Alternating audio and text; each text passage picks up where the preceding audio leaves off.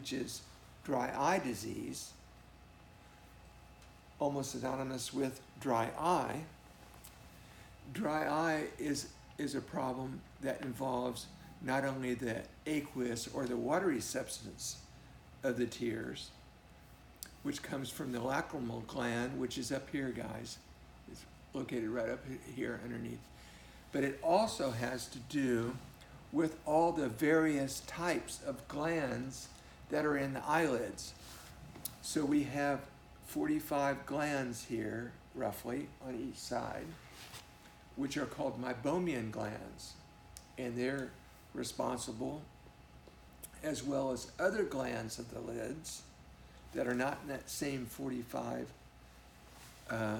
segments, but we have glands of Krauss and Mole in Wolfram, in meibomian.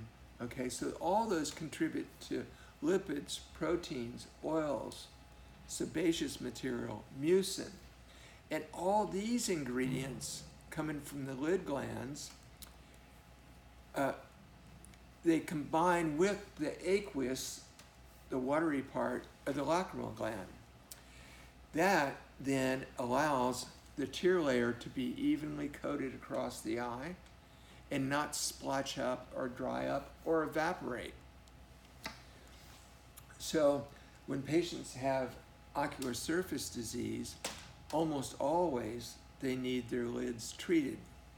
Firstly, we need to take a meibography. We need to take scans of the lids.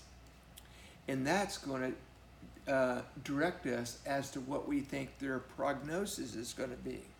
Prognosis is how quickly they respond to treatment, how well, how long, how many treatments.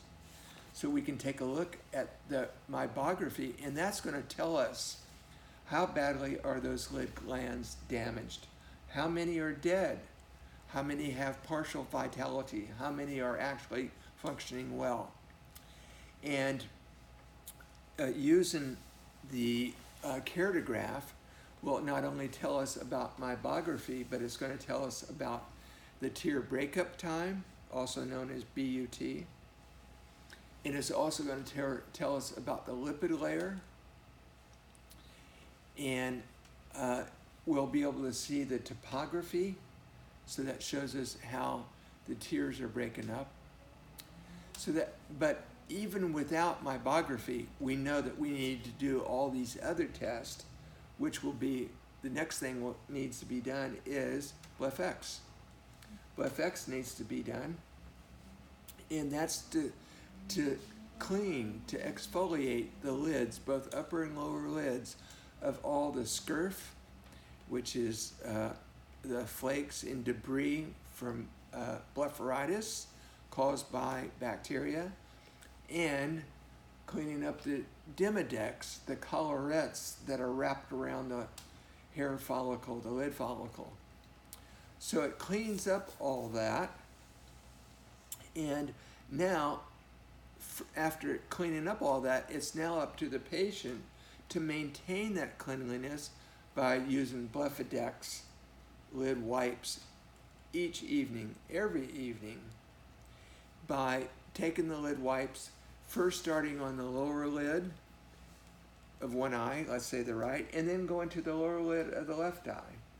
And that's getting right there at the base of the lashes, both above and below the lashes. And then after doing the lowers, you go to the uppers, again, below the lash margin and above, and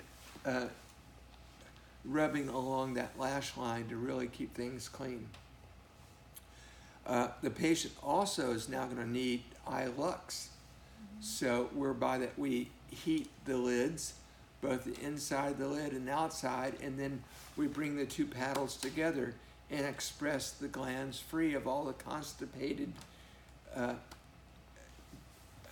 tear or the gland materials that are supposed to be coming out readily get constipated. So that was going to open things up.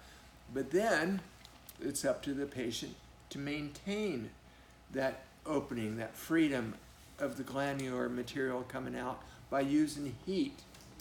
We'll have some patients use the heat each night. If they have a really bad case, we'll have the patient use heat less often if they're able to get by with it. It's going to be based upon how many symptoms they have. And still the patient's going to need to use artificial tears, and they'll have to use them very often, sometimes even every hour. If you use them that often, if you use artificial tears that have a preservative in it, the preservative itself used that often is toxic. That's why we always recommend non-preserved artificial tears. In really bad cases, we may be prescribing a steroid drop. We may also be prescribing a medication called Restasis or Xiidra. Each are designed to cause the eyes to produce more aqueous. This is coming again from the lacrimal gland.